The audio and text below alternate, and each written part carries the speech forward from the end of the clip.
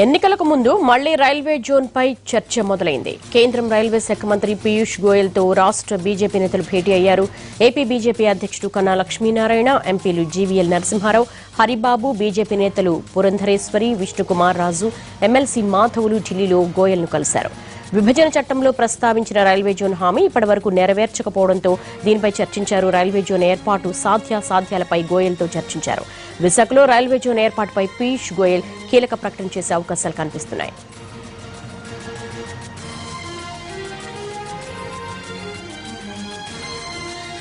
ప్రస్తుతం ఢిల్లీలో కన్నా లక్ష్మీనారాయణ మాట్లాడుతున్నారు. లైవ్ చూద్దాం.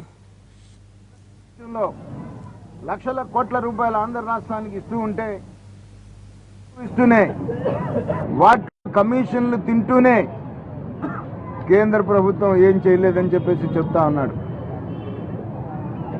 పోలవరం నిర్మాణానికి 100% కేంద్ర ప్రభుత్వం బరాయిస్తుంటే ఆయన ఎన్డీఏలో భాగస్వామి కదా అని చెప్పేసి కాంట్రాక్ట్ పనులు తను తీసుకుంటాను అని అంటే ఒక కాంట్రాక్టర్గా కేంద్ర ప్రభుత్వం ఒప్పుకుంటే దాంట్లో అవినీతికి పాల్పడుతూ, భూసేకరణలో అవినీతికి పాల్పడుతూ, గిరిజనుల్ని, దళితుల్ని, వెనుకబడిన తరగతుల వాళ్ళని కూడా అక్కడ దాంట్లో వాళ్ళకి అన్యాయం చేస్తూ నిరంతరం పోలవరం నిర్మాణానికి కేంద్రం అడ్డుపడుతుంది అనేటువంటి ఒక ప్రచారం చేయటం,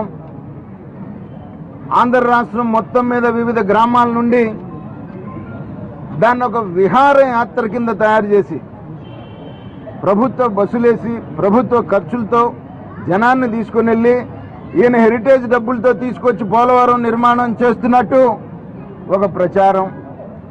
ఆఖరికి ఏ స్థాయికి దిగజారి అవినీతి అంటే ఆ పోలవరం నిర్మాణం విహారయాత్రలో కూడా భోజనం ఒక్కొక్కరికి 350 రూపాయలు ప్రభుత్వ ఖర్చు. 100 రూపాయలకు పెట్టేటువంటి భోజనం 350 రూపాయలు రాసుకొని 250 రూపాయలు దాంట్లో భోజనానికి కూడా కక్కుర్తి పడేటువంటి పరిస్థితి నీ కొడుకు దిగజారితే అదేదో నీ ఘనతలాగా కేంద్ర ప్రభుత్వం ఆయన అడ్డుపడుతున్నప్పటికీ కూడా ఆయన చేస్తున్నట్టు ఒక బిల్డప్, దానికి ఈయనేదో అవార్డులు వచ్చినట్టు. ఒక కాంట్రాక్టర్ ఎక్కడైనా మీరు చూశారండి? ఒక కాంట్రాక్టర్ ఆ ఘనత సాధించుకున్నటువంటి విషయం కాంట్రాక్టర్ చెప్పుకోవచ్చు తన కెరీర్లో, నేను ఇదిగో నేను తీసుకున్నటువంటి వర్క్ నేను ఇంత టైంలో పూర్తి చేశానని చెప్పేసి దానికి తనదే అని చెప్పేసి చెప్పుకొని ప్రచారం చేసుకోవటం, కేంద్ర ప్రభుత్వం ఏం చేయట్లేదనేటువంటి ఒక దుష్ప్రచారం చేయటం ఎంత మోసపూరితమైనటువంటి చర్య ఒక్కసారి ఆలోచించాల్సింది. అలాగే చట్టంలో పెట్టినటువంటి 90 అంశాలని కేంద్ర ప్రభుత్వం పూర్తి చేసి ఏదైతే ఆ రోజున యూపీఏ ప్రభుత్వం చట్టంలో పెట్టేటప్పుడు ఇప్పుడు ఏదైతే చెప్తా ఉన్నాడో చేయలేదని చెప్పేసి రైల్వే జోన్ కానీ, దుగ్గరాజపట్నం పోర్టు కానీ, కడప స్టీల్ ప్లాంట్లు కానీ ఆ రోజున యూపీఏ గవర్నమెంట్ నిన్న చెబుతున్నాడు రాహుల్ గాంధీ వచ్చి నేనేదో వస్తే చేస్తాను, నువ్వు ఉన్నప్పుడు ఏం చేశావు?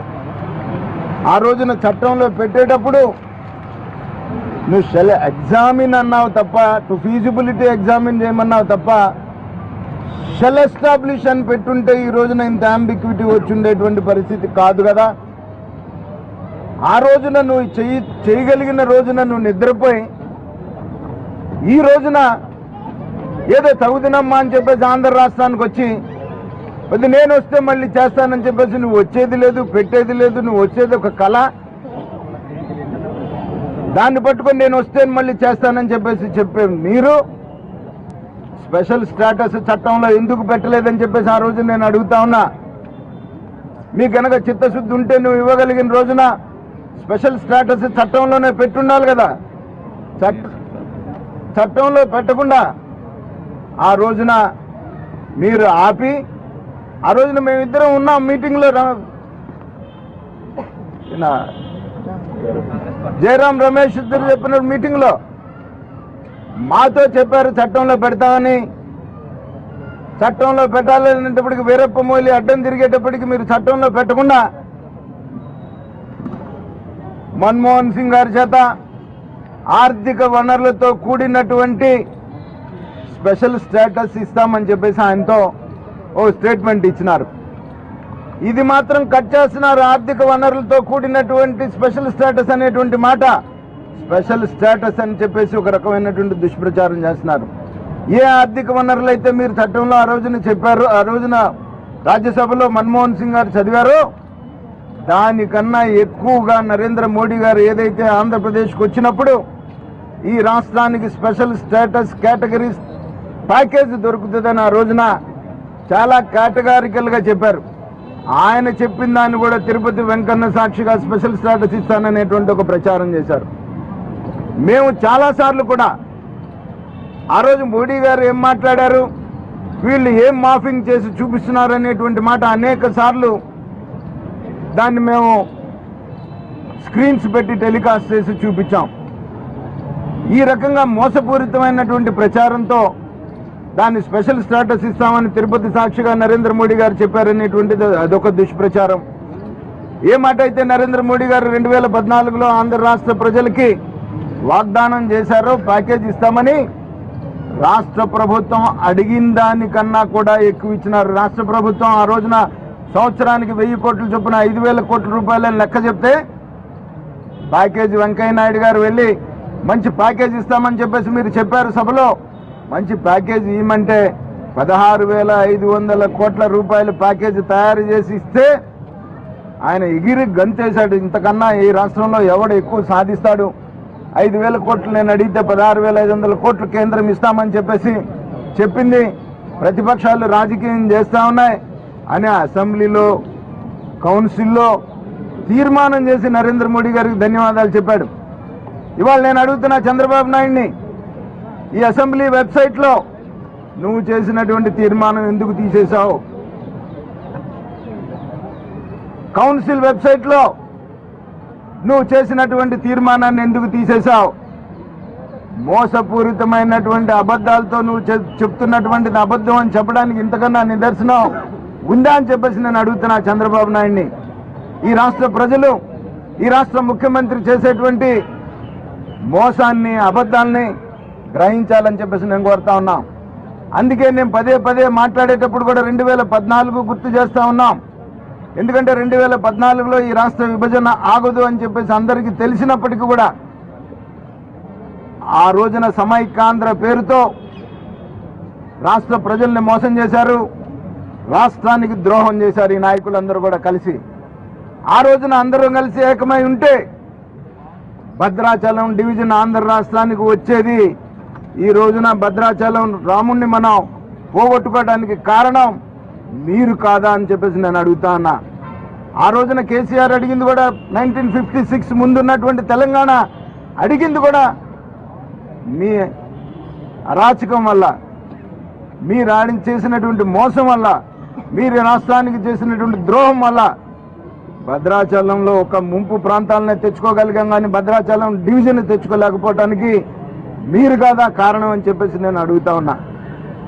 ఈ రకంగా ఏ పార్టీలు అయితే ఈ రాష్ట్రానికి ద్రోహం చేసినాయో, ఏ పార్టీలు అయితే ఈ రాష్ట్రంలో అన్యాయం చేసినాయో, ఏ పార్టీలు అయితే ఈ రాష్ట్రంలో ఉన్న ఆంధ్ర రాష్ట్రంలో ఉన్నటువంటి ప్రజలకు మోసం చేశారో అదే పార్టీలు ఈ రోజున ఏకమై మళ్ళీ తిరిగి 2019లో ఆంధ్ర రాష్ట్ర ప్రజల్ని మోసం చేసి తిరిగి అధికారంలోకి రావడానికి చేసేటువంటి ప్రయత్నాన్ని ఆంధ్ర రాష్ట్ర ప్రజలు గమనించాలని చెప్పేసి కోరుతా ఉన్నాం.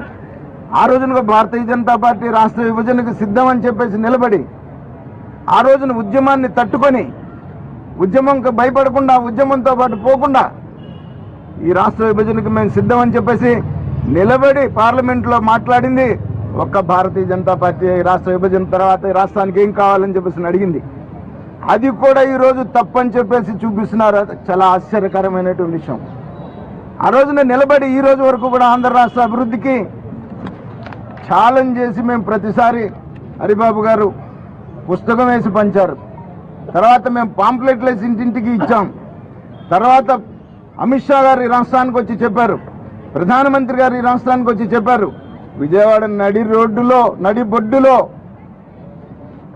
నితిన్ గడ్కరీ గారు నిలబడి ఛాలెంజ్ చేసినారు, ఎవడైనా సరే ఈ రాష్ట్ర ప్రభుత్వం నుంచి వచ్చి నాతో మాట్లాడితే నేను మాట్లాడటానికి సిద్ధంగా ఉన్నాను, లక్షల కోట్ల రూపాయలు ఇచ్చాను, నా ఒక్క డిపార్ట్మెంట్ నుంచే 3 లక్షల కోట్ల రూపాయల గ్రాంట్ కానీ ప్రాజెక్ట్స్ కానీ ఇచ్చాను అనేటువంటి ఒక మాట. ఇంకా కూడా ఆయన ఇంకొక మాట కూడా అన్నాడు, ఈ రాష్ట్ర ముఖ్యమంత్రి ముందుకు వస్తే థర్డ్ పార్టీ ఎంక్వైరీ చేయడానికి నేను సిద్ధం అన్నాడు. ఆ తర్వాత అమిత్ షా గారు పబ్లిక్ లెటర్ రాసినాడు, ఈ రాష్ట్రానికి ఏమేమి ఇచ్చాడు అనేటువంటి దాని మీద కూడా.